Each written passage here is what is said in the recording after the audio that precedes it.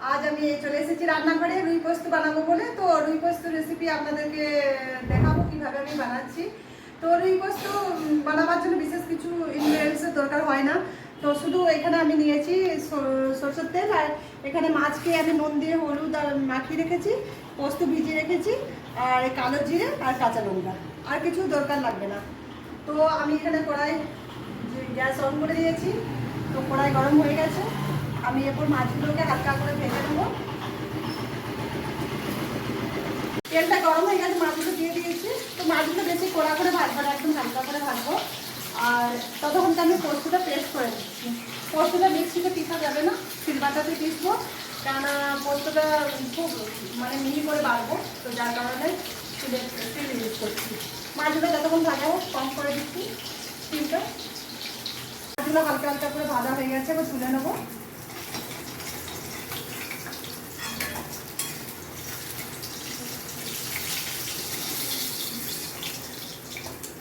আমরা 3 জন মেম্বার, আমাদের বাড়িতে 3টে মেম্বার, তো ওর জন্য 3 পিস ভেজেছি।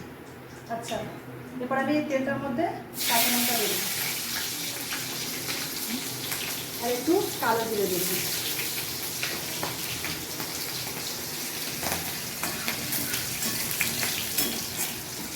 এরপর আমার যে পোস্ত বাটাটা আছে সেই বাটাটা আমি দিয়ে দেবো।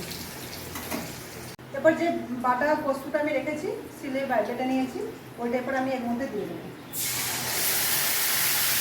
একটু জল দিয়ে আর একটু জল দেবো।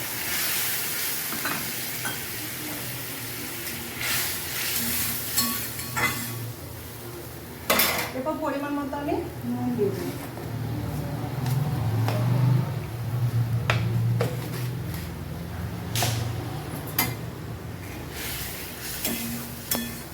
এরপর এটা একটু ফুটে এসেছে, এর মধ্যে আবার মাছগুলোকে আমি ছেড়ে দেবো। দিয়ে দেওয়ার পর কিন্তু বেশিক্ষণ আর ফুটাবো না আমি।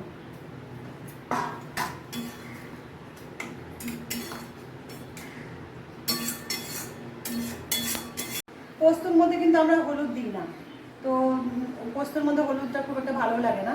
আপনারা যদি কালারের জন্য দেন দেবেন। আর মাছগুলো নরম হয়ে গেছে, এবার আমি তুলে নেবো মাছগুলোকে। মাছগুলোকে পুরো পোস্তটাই ঢেলে নেবো কড়াইতে।